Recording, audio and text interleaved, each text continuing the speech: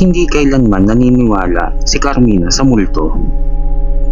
Para sa kanya, ang lahat ng kwento ng kababalagan ay gawa-gawa lang, panakot ng matatanda o palabas sa social media para sa views.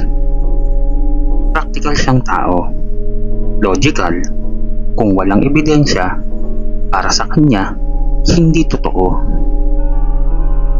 Kaya nangyayain siya ng mga kaibigan niyang sina Bea at Lian na subukan ng isang ghost game na uso sa internet. Siya pa ang unang tumawa. Multo? Sa laro? Seryoso ba kayo? Sabi niya habang naglalakad sila pauwi galing sa school. Hindi lang basta laro, sagot ni Bea. May rule siya. At may nangyayari talaga kapag ginawa mo ng tama. Siyempre meron. Imagination nyo, sagot ni Carmina sabay iling. Pero makulit ang dalawa. Subukan mo lang, sabi ni Lian. Kung wala talagang mangyayari, edi tama ka. Pero kung meron, wala, putol ni Carmina. Pero sige, para matapos na. Nagtipon sila sa bahay ni Bea. Tahimik ang buong lugar. Walang ibang tao sa bahay kundi silang tatlo. Sa gitna ng sala, may maliit na mesa. At sa ibabaw nito, isang salamin, kandila at lumang cellphone. Ito yung game, sabi ni Bea. Tatawag ka sa sarili mong numero mula sa future. Ha? Napataas ang kilay ni Carmina. Gagamitin natin tong lumang phone, paliwanag ni Lian. May nakasave na number dito. Walang pangalan. Kapag tumawag ka, may sasagot. Tumawa si Carmina. Okay, sige gawin na natin. Pinatay nila ang ilaw. Kandila na lang ang nagbibigay liwanag. Nakaharap si Carmina sa salamin. Hawak ang cellphone. Rule number 1, sabi ni Bea. Seryoso ang mukha. Huwag mong ilalayo ang mata mo sa salamin habang tumatawag. Rule number 2, dagdag ni Lian. Kapag may sumagot, huwag kang magsasalita. Hayaan mong siya ang magsalita. At ang rule number 3, bulong ni Bea, kahit anong marinig mo, huwag mong puputulin ang tawag. Ang dami niyo namang drama, sabi ni Carmina.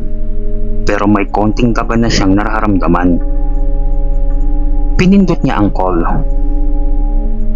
Tahimik ang buong sala. Tanging tunog lang ng pagtawag ang naririnig. Nakatitig si Carmina sa sarili niya sa salamin. Biglang tumigil. May sumagot. Pero walang nagsasalita. Ilang segundo ang lumipas hanggang sa Carmina. Mahinang boses. Parang galing sa malayo. Parang boses niya rin. Nanlaki ang mata ni Carmina. Huwag mong lingunin. Napalunok siya. Nasa likod mo siya. Biglang tumayo ang balahibo niya. Sa salamin, kitang-kita niya ang sarili niya. Pero may isa pang refleksyon. Isang babae nakatayo sa likod niya. Mahaba ang buhok, nakayuko, hindi gumagalaw. Humigpit ang hawak ni Carmina sa cellphone. Gusto niyang lumingon pero naalala niya ang rule. Huwag aalisin sa tingin sa salamin. Carmina, muli niyang narinig sa cellphone. Mas malinaw na ngayon. mas malapit. Late ka na. Biglang nag-flicker ang kandila. At sa salamin, unti-unting tumataas ang ulo ng babae nasa likod niya. Hanggang sa nagkatitigan sila. Maputla ang mukha nito. Madilim ang mga mata. At nakangiti. Tapos na, sigaw ni Carmina sabay putol ng tawag. Biglang bumukas ang ilaw. Grabe ka naman, sabi ni Bea. Sinabi namin huwag mong puputulin. May naglagay lang ng sound effect dyan. Galit na sabi ni Carmina. Kahit nanginginig ang boses niya. Ang corny nyo. Wala kaming ginawa, sagot ni Lian. Halatang natatakot din. Uuwi na ako, sabi ni Carmina. Tahimik ang bahay nila Carmina. Wala pa ang mga magulang niya. Pumasok siya sa kwarto at agad na humiga. Ang tanga ko para maniwala doon, bulong niya sa sarili. Pero hindi siya mapakali. Pakiramdam niya, may nakatingin sa kanya. Dahan-dahan siyang napalingon sa salamin sa kabilang side ng kwarto. At doon, tumigil ang mundo niya. Sa salamin, may nakatayo sa likod niya. Parehong babae, parehong itsura, pareho ng ngiti. Pero, hindi siya gumagalaw. Unti-unting bumangon si Carmina. Hindi ito totoo, bulong niya.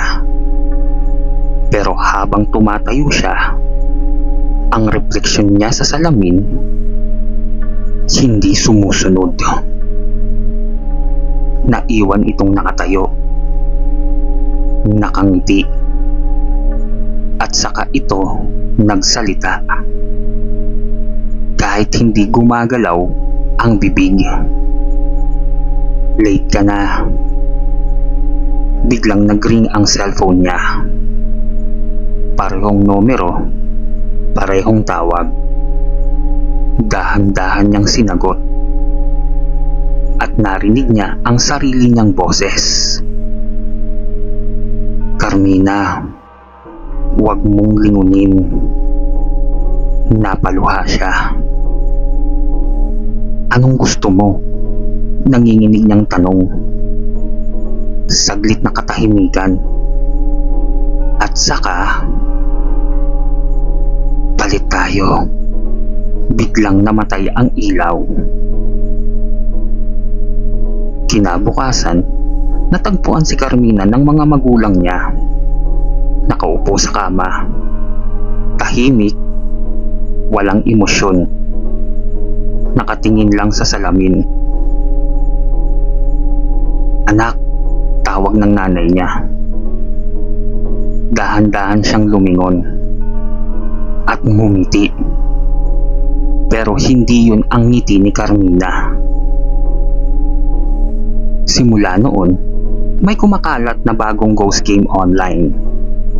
Parehong mechanics, parehong rules. Pero may dagdag na warning.